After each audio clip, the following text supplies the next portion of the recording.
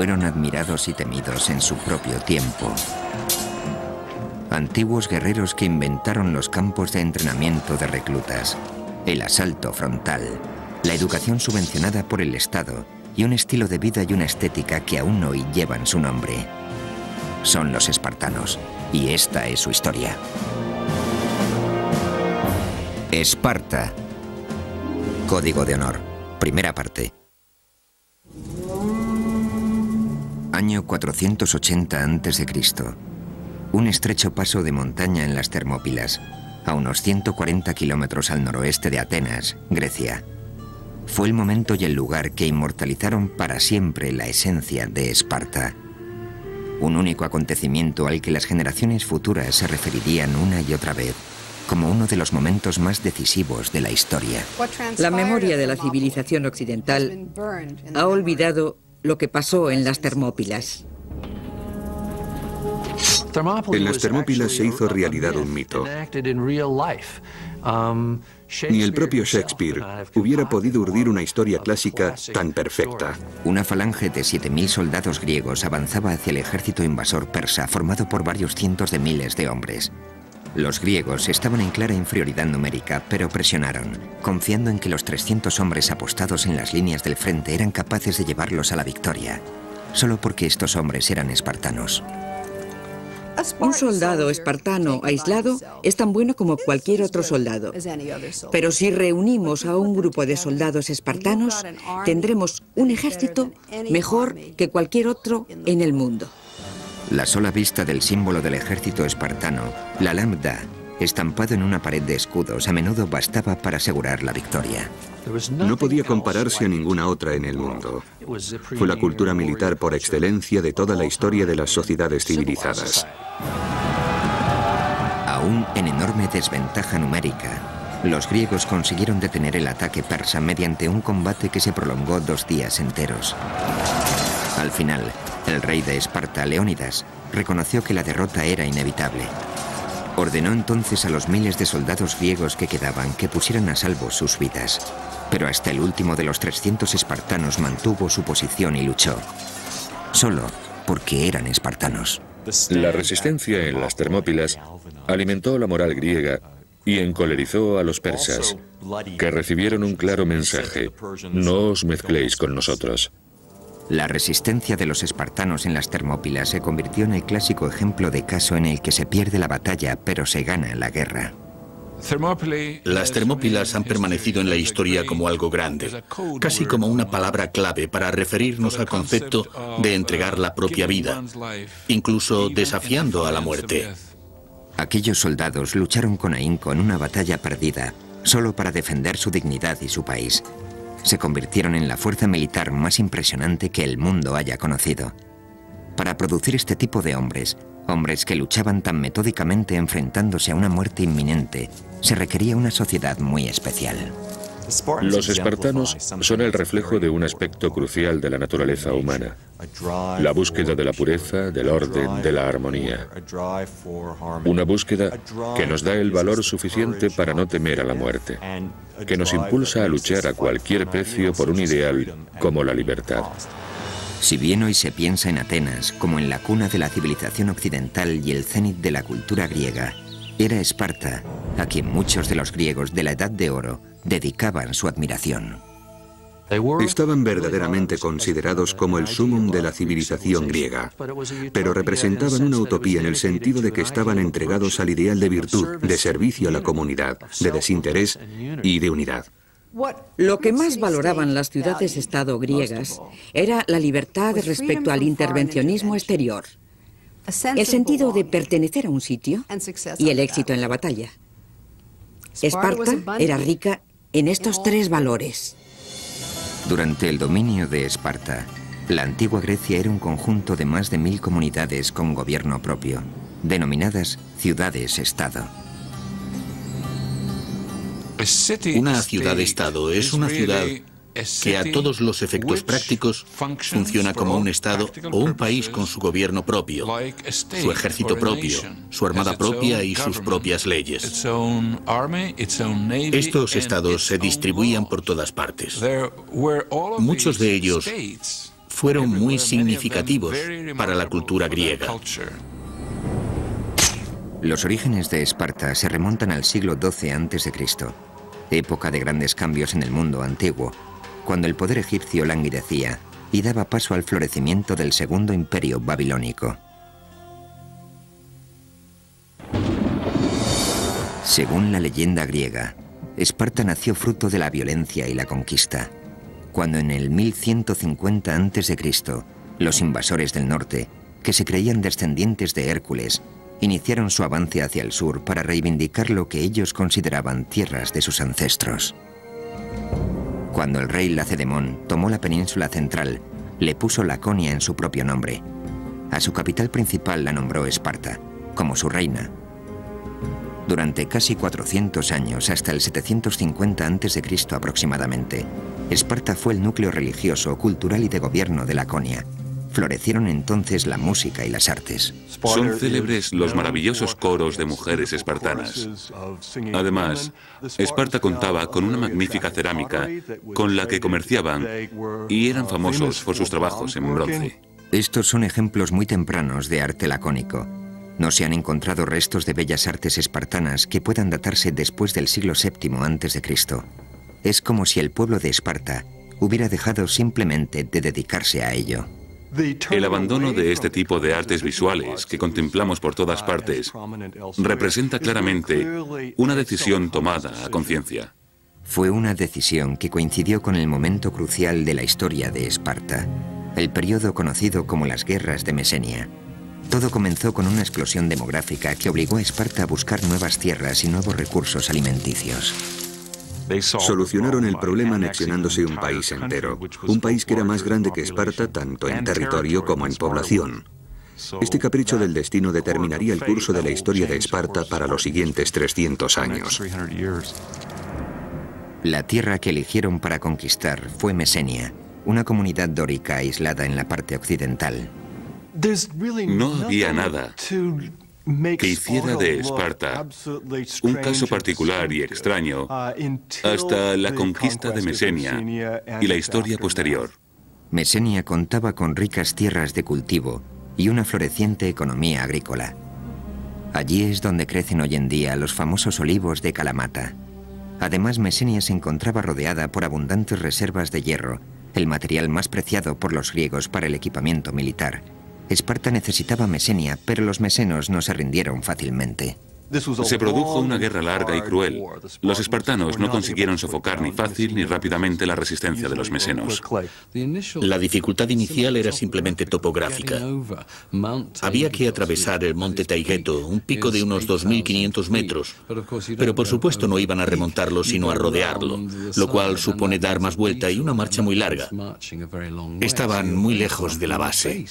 El pueblo de Mesenia se encontraba en proceso de creación de su propia cultura como ciudad-estado. Resistieron, intentaron conservar su independencia, pero los espartanos acabaron derrotándolos.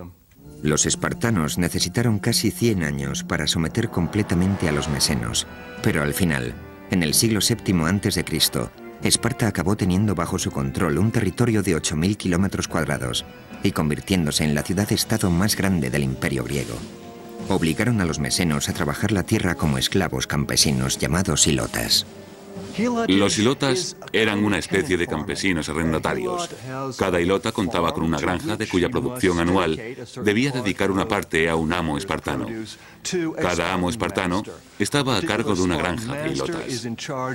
Pero el hilota no era posesión del amo como esclavo en toda regla, ya que no podía ser vendido ni comprado.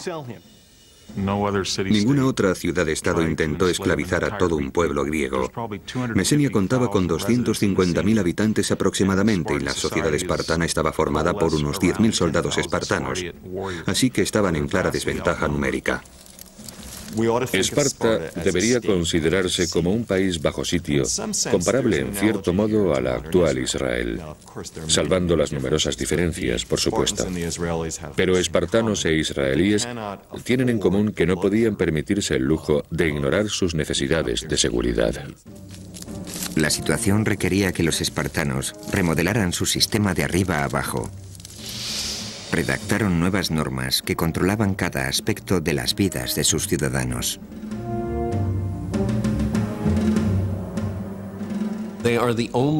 Era una población griega dedicada por entero al arte de la guerra. Según el historiador griego Plutarco, el arquitecto de esta nueva ciudad-estado fue un legislador espartano llamado Licurgo. Se sabe que Licurgo viajó por todo el Mediterráneo, recogiendo lo mejor de los sistemas militares de Creta, Jonia y Egipto. Además, recibió inspiración divina del oráculo de Delfos, donde, según se cuenta, Apolo le transmitió directamente su consejo. A partir de estas nuevas directrices de disciplina, Esparta poco a poco fue transformándose en una gran sociedad militar.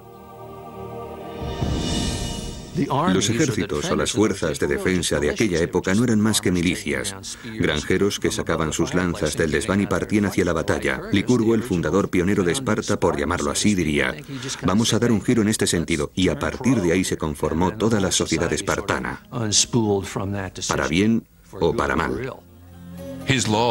Sus leyes fueron acatadas porque las dictaba el oráculo de Delfos,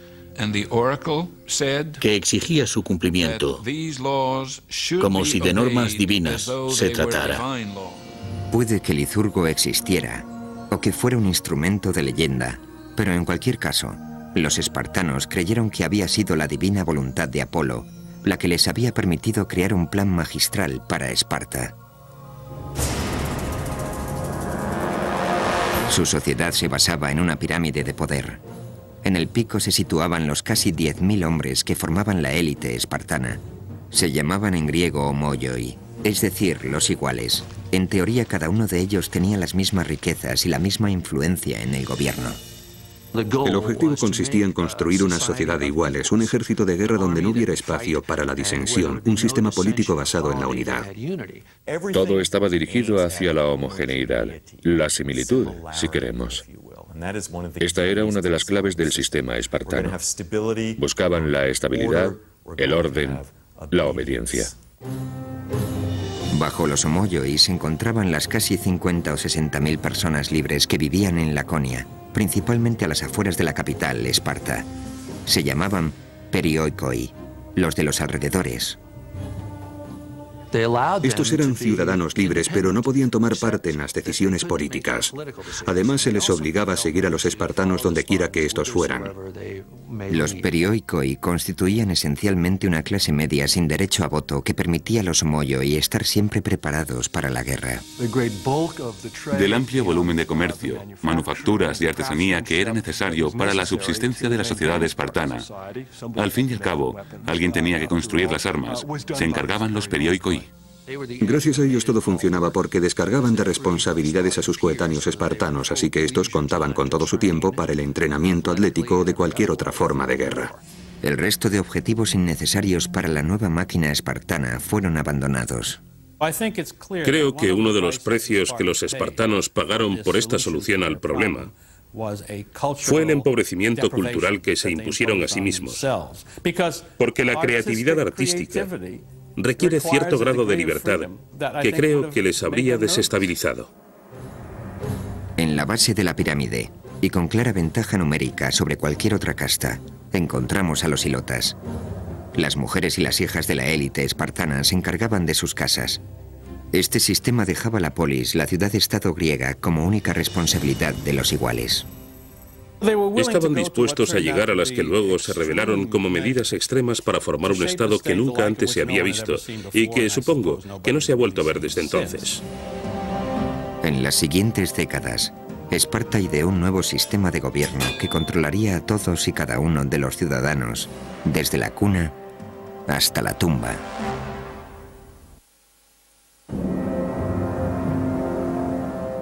En el siglo VII a.C., Esparta era un caso único entre los cientos de ciudades-estado que rodeaban el Egeo. En todas las polis griegas, el Estado ejercía un control sobre las vidas de sus ciudadanos mucho mayor del que actualmente estaríamos dispuestos a tolerar. Pero Esparta lo superaba con creces. En ninguna otra ciudad-estado el intrusismo del gobierno alcanzaba el nivel que en Esparta. Era un control desde la cuna hasta la tumba. De hecho, era en la cuna donde se tomaba la primera medida sobre los futuros espartanos. Nada más nacer, el gobierno examinaba a cada bebé de la élite para determinar si debían permitirle vivir.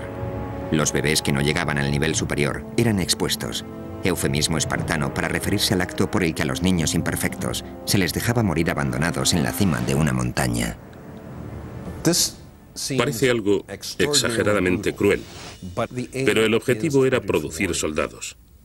Y eso era lo que pretendían de cada recién nacido. Necesitaban los mejores hombres, así que creo que no les parecería reprobable porque criaban a los mejores y a los más fuertes.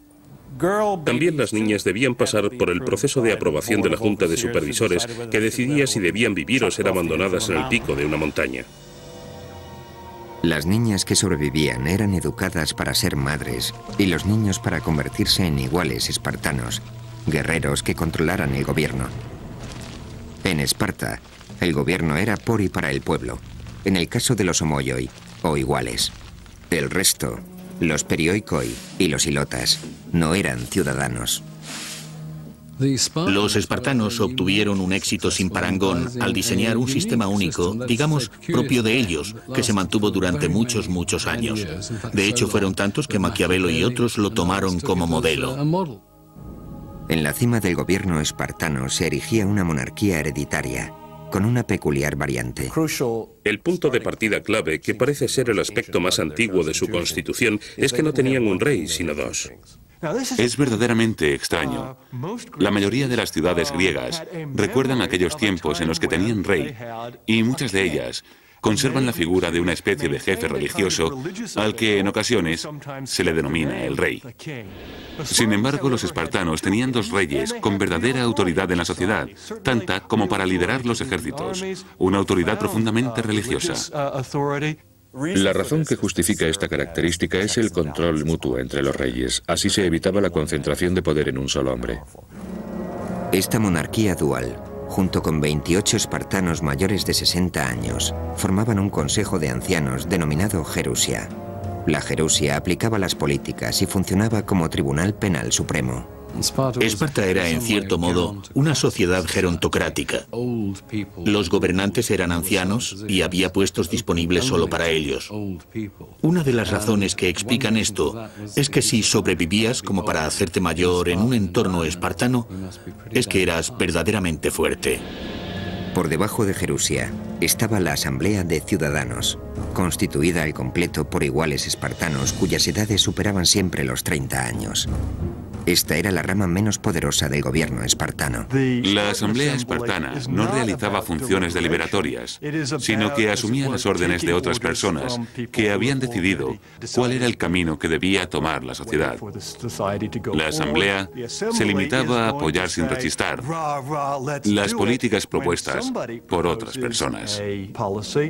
Por encima de todo este sistema se instauró una junta de 5 hombres llamados éforos, que regían el ejército, supervisaban el sistema educativo y contaban con un significativo poder de veto sobre todos los demás, con el tiempo incluso sobre los reyes. Sin embargo, también su poder estaba sujeto a control, por un lado con la limitación de sus mandatos a 1 año, y por otro haciéndoles responsables de todos sus actos ante la asamblea.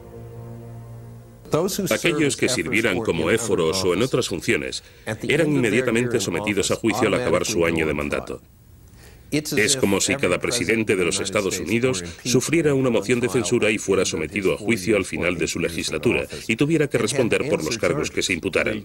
El objetivo de esta Constitución era evitar a toda costa que cualquier hombre o institución social amasara demasiado poder.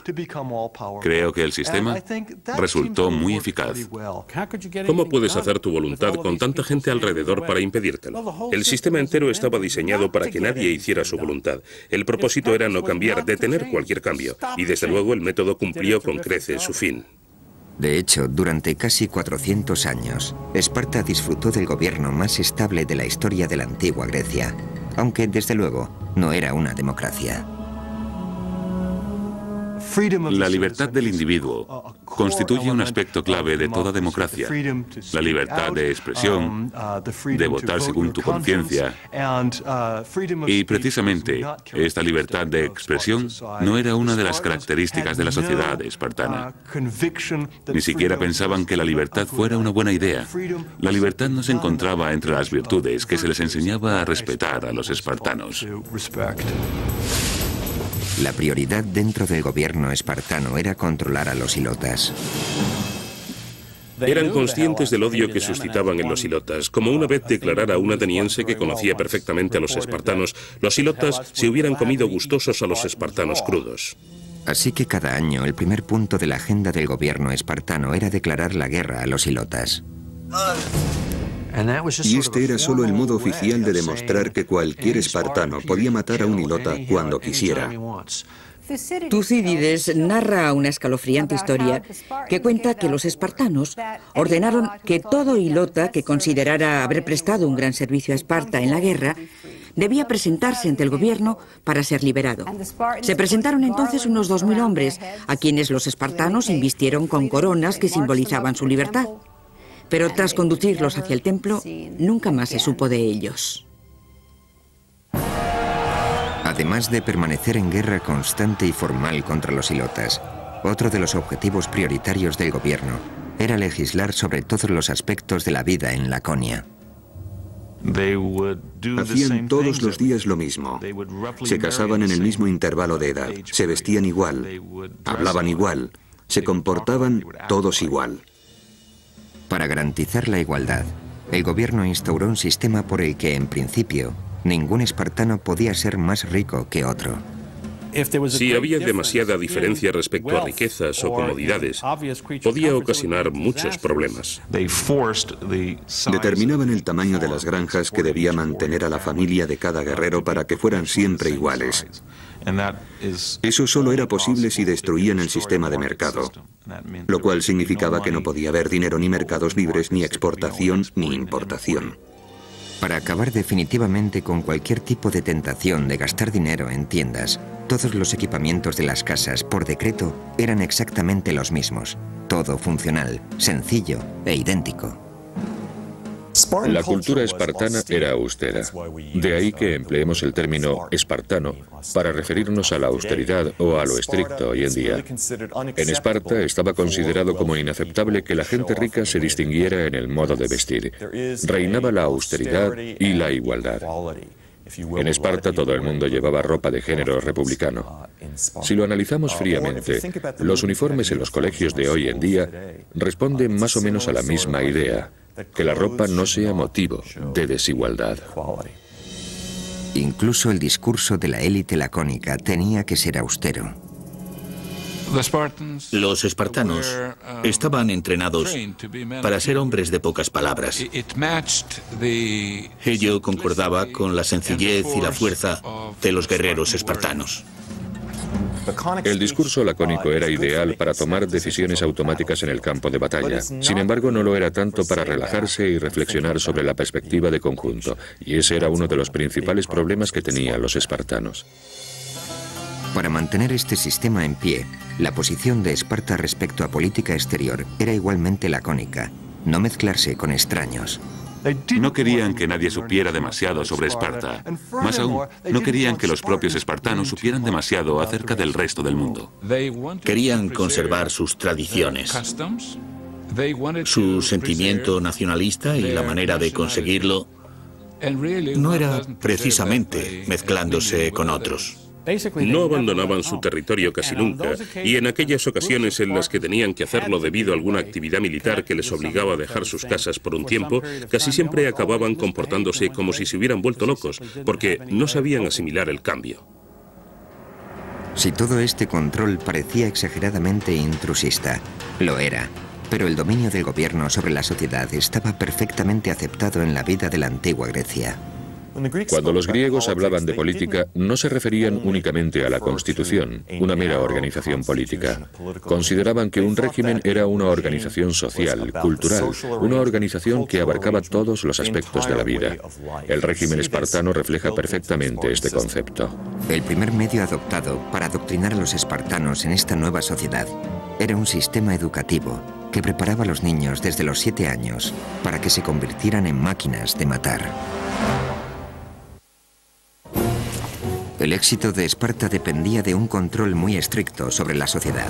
Durante un periodo de más de 100 años, en el siglo VII a.C., Esparta se dedicó a inventar y perfeccionar el primer sistema de ingeniería social del mundo. El control del Estado empezaba al nacer. Los niños, que no daban la talla, eran asesinados. A los superiores se les adoctrinaba, se les entrenaba y se les formaba para convertirlos en una fuerza militar que debería controlar a los ilotas, el pueblo esclavizado de Mesenia. Al tener una población poco numerosa esclavizando a una más numerosa, resultaba imprescindible, según el modo de ver espartano, que cada espartano fuera cualitativamente superior a 10 o 12 mesenos. El único modo a partir del cual podían alcanzar a su entender ese grado de preparación militar era unar a todos los jóvenes en un grupo, darles un entrenamiento común y hacerlo desde muy temprana edad. A los 7 años, los niños espartanos salían de sus hogares y quedaban a cargo del Estado, que se hacía responsable también de su entrenamiento. Vivían en una especie de academia militar llamada Agogé. Cuando cumplían los 7 años, los niños espartanos entraban a formar parte de un mundo de adultos, el mundo en el que se desarrollaría el resto de su vida, siempre que sobrevivieran. Inicialmente, eran trasladados a lo que a veces llamo las tropas infernales de crías scout. Consistía en un rally de supervivencia de 15 años. Allí los espartanos recibían preparación para la guerra, y es aquí donde está inspirado un dicho que se le atribuye a Patón, según el cual este general les dijo a sus hombres: «No quiero que maten por mí, quiero que mueran por mí». Así funcionaban los espartanos, siempre preparados para morir. En los primeros 5 años de un niño en la Agogé, es decir, desde los 7 hasta los 12, un formador jefe del gobierno llamado Pedónomo se encargaba de su instrucción en cultura general y educación física. La disciplina y los castigos, en cambio, los impartían los chicos mayores. Es como si cuando entráramos al instituto, los alumnos más mayores fueran responsables de los del primer curso. Creo que, en este sentido, este sistema explota la potencial crueldad que los chavales empleamos unos con otros para tratar de enseñar a los niños espartanos, desde el primer momento, que debían obedecer absolutamente todas las órdenes que recibieran de un superior. Es una perspectiva sobrecogedora. Desde el primer día en la Agogé, la principal lección era preparar a los niños para la dura vida que les esperaba. El sistema de entrenamiento espartano estaba claramente enfocado a poner a prueba a los más débiles y a seleccionar a los más fuertes. Durante toda su vida, un soldado espartano debía preocuparse por la vigilancia que sobre él ejercían sus compañeros. Estaban constantemente pendientes de detectar los síntomas de debilidad, de comprobar si estaba realmente preparado. El lema que siempre estaba presente era: ¿eres capaz? ¿Eres lo suficientemente fuerte como para convertirte en espartano? Un sistema basado en el cariño estricto que daba más importancia a lo primero que a lo segundo. Las niñas espartanas también recibían entrenamiento, pero en casa. Desde pequeñas, se les enseñaba a ser fuertes, a estar en forma física a todos los niveles y a ser en cierta medida autosuficientes. Como el sentido de su vida no era otro que producir hijos que defendieran a la comunidad, comían bien, participaban en competiciones atléticas, etc. En cierto modo eran criaturas que recibían una atención privilegiada. A los 12 años, los niños espartanos entraban en el segundo nivel de entrenamiento en la Agogé, y las condiciones eran aún más insufribles. A cada niño se le otorgaba un solo manto como vestimenta. Era lo único que se les permitía llevar durante todo un año. Además, se les obligaba a ir descalzos, todo por hacerles fuertes tanto física como mentalmente. Cualquiera que haya estado en invierno en Laconia sabe que la sola idea de tener que ir descalzos y con un manto como único abrigo podría matar a cualquier norteamericano actual en cuestión de minutos. Cansados y muertos de frío. Además, los niños estaban hambrientos. De cocinar las cenas, si se puede llamar cocinar, se encargaban los silotas. Preparaban comidas nada apetitosas. El plato más famoso de los espartanos era el llamado sopa de sangre, que consistía básicamente en cerdo flotando sobre una gran cantidad de sangre. Aquellos que visitaban Esparta quedaban petrificados por su dieta. Como prueba nos ha quedado la descripción que hizo un sibarita visitante del norte. Vino a Esparta y después de probar la sopa dijo: ahora entiendo por qué los espartanos están tan dispuestos a morir. La sopa no solo estaba mala, sino que encima era insuficiente. El alimento bastaba para sobrevivir, pero no para ser felices. Enseguida aprendían que si querían comer hasta saciarse, hasta sentirse llenos, tenían que aprender a robar el alimento.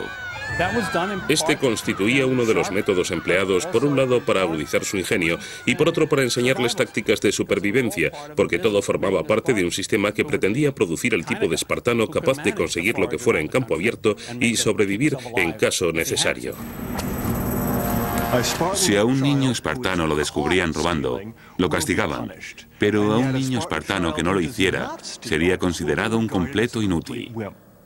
Si se te daba bien robar y nunca te cogían, entonces no cabía duda de que prosperarías. Plutarco incluso llegó a registrar el punto hasta el que un niño llegaba para no ser sorprendido. Según sus consideraciones, un niño muy hambriento se atrevería a robar una cría de zorro para comer.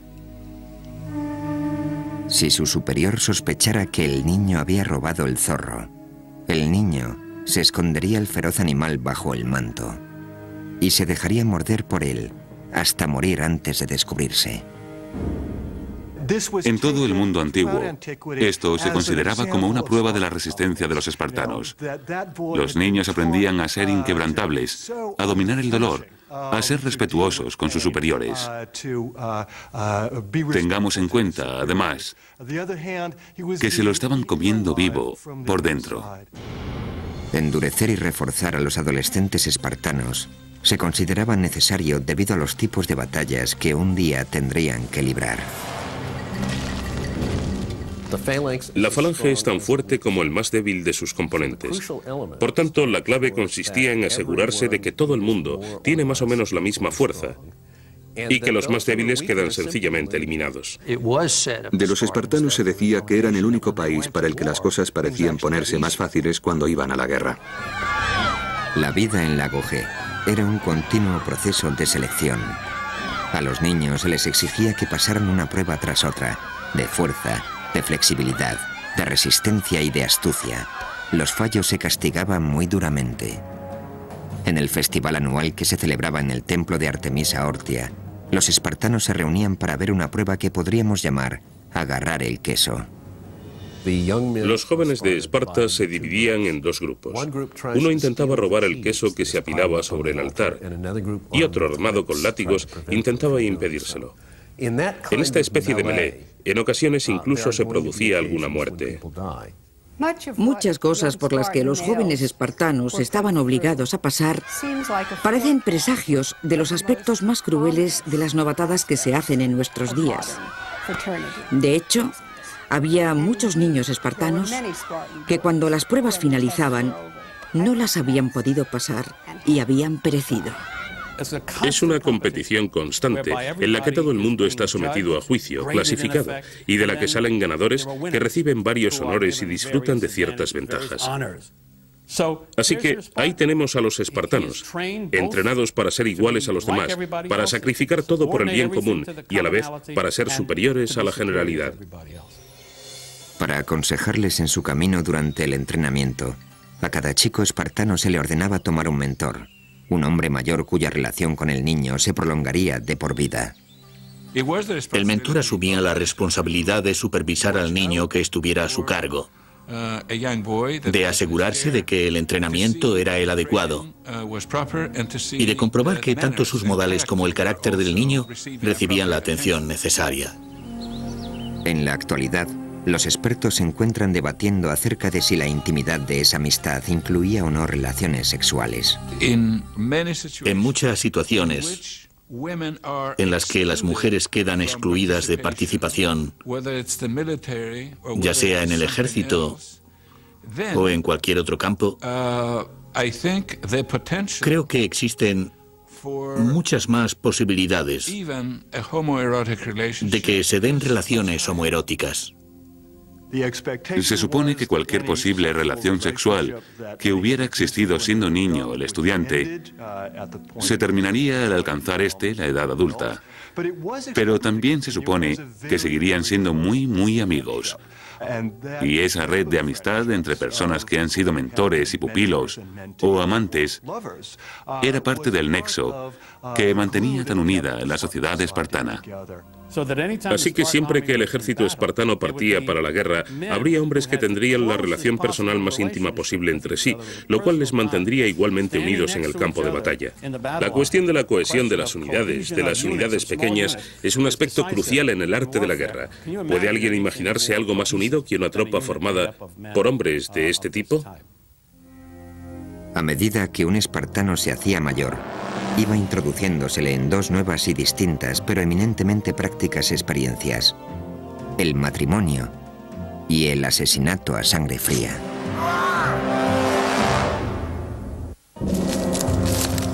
El legado de Esparta no es solo la creación del concepto de disciplina militar, sino su perfeccionamiento a través de una estructura social y un programa de entrenamiento que empezaba a los 7 años. A los 20, la mayoría de los jóvenes espartanos obtenían la licenciatura en un sistema e ingresaban en otro, uno que formaría parte de sus vidas hasta que murieran. Pero antes de licenciarse, los espartanos debían pasar una última prueba de fuego. Los estudiantes que más prometían eran seleccionados para unirse a la Criptia, una fuerza de seguridad secreta dedicada a liquidar a los ilotas por la razón que fuera. Los miembros de la Criptia vivían fuera de Esparta. Sobrevivían por sus propios medios y se servían del cobijo que les proporcionaba la noche para cortar gargantas. La criptia podría considerarse como una readaptación de un ritual humano. Todos sabemos de la existencia de multitud de sociedades que exigen la superación de un reto excepcional para demostrar que ese es un hombre. Simplemente que la versión espartana implicaba matar al enemigo. La criptia era el método que tenían los espartanos para seleccionar a sus mejores y más brillantes guerreros, con el fin de que hicieran la vida completamente imposible al pueblo, sobre el que se apoyaba toda la sociedad espartana. Si eras un hilota especialmente guapo o conocido por tus innovaciones agrícolas, si eras un hilota considerado poco común por la razón que fuera, entonces estabas condenado a pasarte la vida temiendo que la criptia descubriera por qué destacabas y acabara contigo.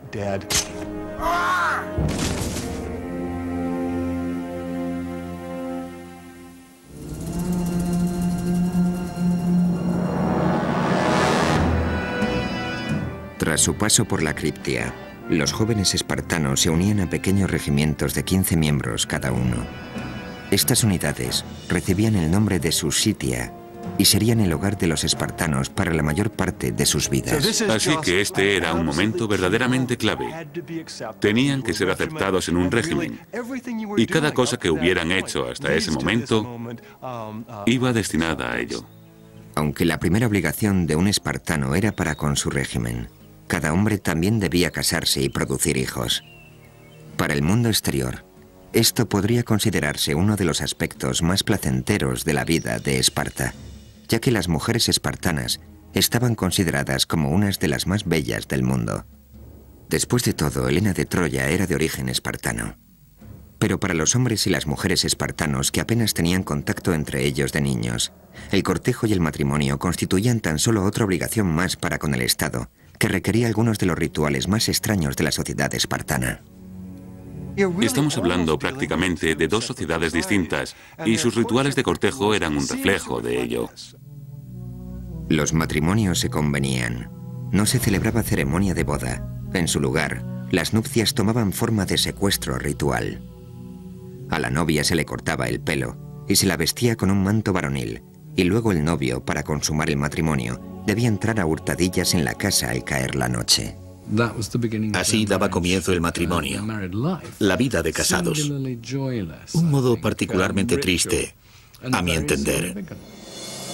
De hecho, el único momento en que los hombres recién casados podían acudir a su casa era por la noche, y con el solo propósito de dejar embarazadas a sus mujeres.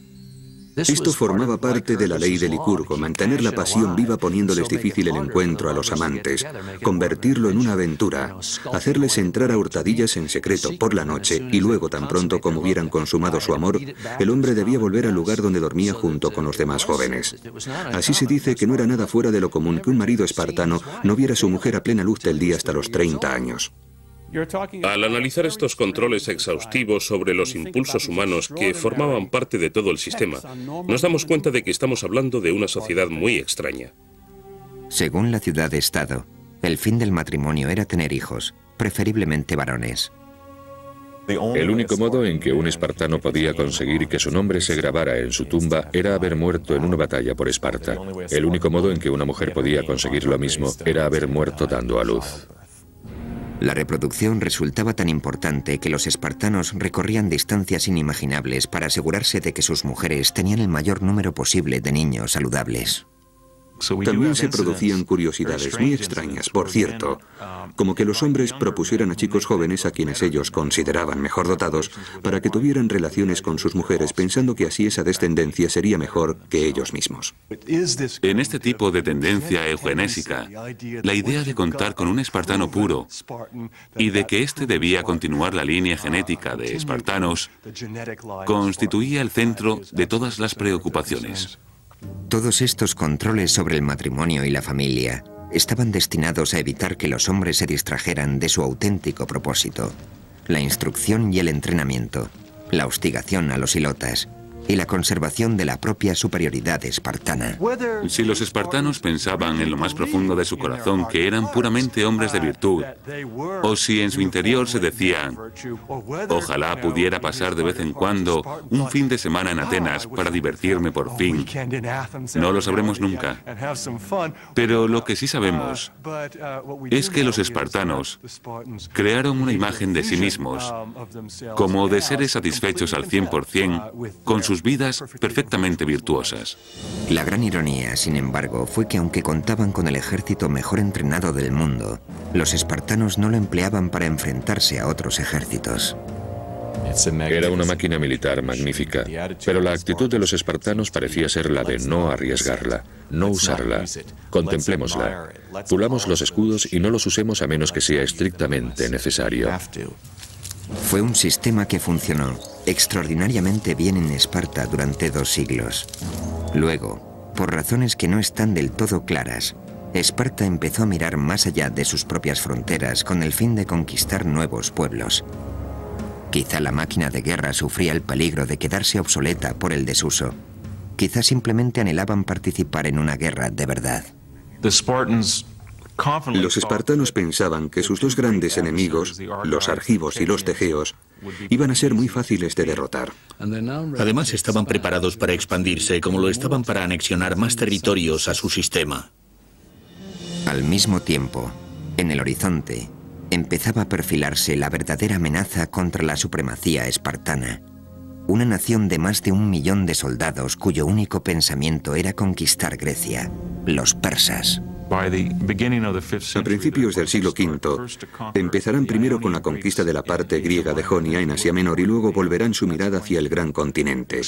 Así se explicará el curso de la historia de Grecia durante los 2 siglos siguientes. Durante las generaciones venideras, todo el mundo griego sentiría la amenaza persa. La manera en que Esparta y Atenas reaccionaron a dicha amenaza dividiría y uniría el mundo griego.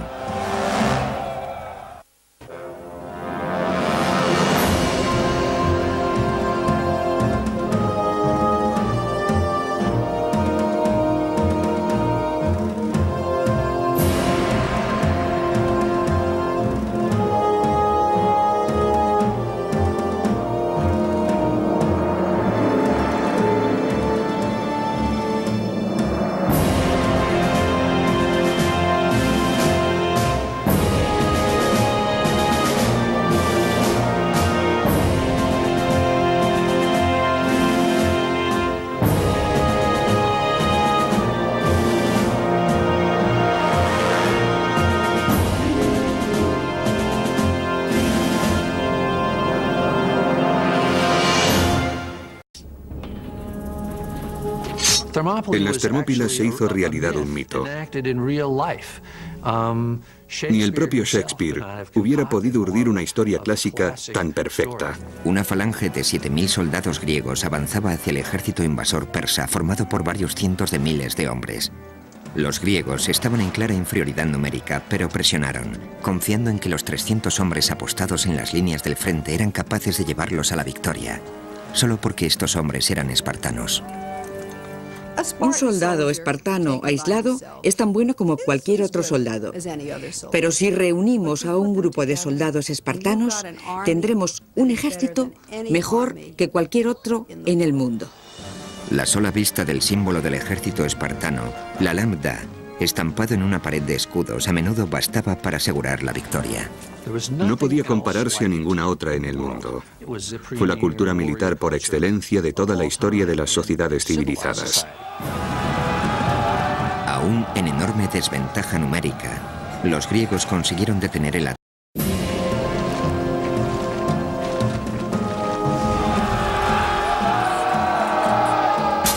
Fueron admirados y temidos en su propio tiempo. Antiguos guerreros que inventaron los campos de entrenamiento de reclutas, el asalto frontal, la educación subvencionada por el Estado y un estilo de vida y una estética que aún hoy llevan su nombre. Son los espartanos, y esta es su historia. Esparta. Código de honor. Primera parte. Año 480 a.C. Un estrecho paso de montaña en las Termópilas, a unos 140 kilómetros al noroeste de Atenas, Grecia. Fue el momento y el lugar que inmortalizaron para siempre la esencia de Esparta. Un único acontecimiento al que las generaciones futuras se referirían una y otra vez, como uno de los momentos más decisivos de la historia. La memoria de la civilización occidental ha olvidado lo que pasó en las Termópilas. Ataque persa mediante un combate que se prolongó 2 días enteros. Al final, el rey de Esparta, Leónidas, reconoció que la derrota era inevitable. Ordenó entonces a los miles de soldados griegos que quedaban que pusieran a salvo sus vidas. Pero hasta el último de los 300 espartanos mantuvo su posición y luchó. Solo porque eran espartanos. La resistencia en las Termópilas alimentó la moral griega y encolerizó a los persas, que recibieron un claro mensaje: no os mezcléis con nosotros. La resistencia de los espartanos en las Termópilas se convirtió en el clásico ejemplo de caso en el que se pierde la batalla, pero se gana la guerra. Las Termópilas han permanecido en la historia como algo grande, casi como una palabra clave para referirnos al concepto de entregar la propia vida, incluso desafiando a la muerte. Aquellos soldados lucharon con ahínco en una batalla perdida, solo para defender su dignidad y su país. Se convirtieron en la fuerza militar más impresionante que el mundo haya conocido. Para producir este tipo de hombres, hombres que luchaban tan metódicamente enfrentándose a una muerte inminente, se requería una sociedad muy especial. Los espartanos son el reflejo de un aspecto crucial de la naturaleza humana: la búsqueda de la pureza, del orden, de la armonía. Una búsqueda que nos da el valor suficiente para no temer a la muerte, que nos impulsa a luchar a cualquier precio por un ideal como la libertad. Si bien hoy se piensa en Atenas como en la cuna de la civilización occidental y el cénit de la cultura griega, era Esparta a quien muchos de los griegos de la Edad de Oro dedicaban su admiración. Estaban verdaderamente considerados como el sumum de la civilización griega, pero representaban una utopía en el sentido de que estaban entregados al ideal de virtud, de servicio a la comunidad, de desinterés y de unidad. Lo que más valoraban las ciudades-estado griegas era la libertad respecto al intervencionismo exterior, el sentido de pertenecer a un sitio y el éxito en la batalla. Esparta era rica en estos 3 valores. Durante el dominio de Esparta, la antigua Grecia era un conjunto de más de 1000 comunidades con gobierno propio, denominadas ciudades-estado. Una ciudad-estado es una ciudad que a todos los efectos prácticos funciona como un Estado o un país con su gobierno propio, su ejército propio, su armada propia y sus propias leyes. Estos estados se distribuían por todas partes. Muchos de ellos fueron muy significativos para la cultura griega. Los orígenes de Esparta se remontan al siglo XII a.C., época de grandes cambios en el mundo antiguo, cuando el poder egipcio languidecía y daba paso al florecimiento del segundo imperio babilónico. Según la leyenda griega, Esparta nació fruto de la violencia y la conquista, cuando en el 1150 a.C., los invasores del norte, que se creían descendientes de Hércules, iniciaron su avance hacia el sur para reivindicar lo que ellos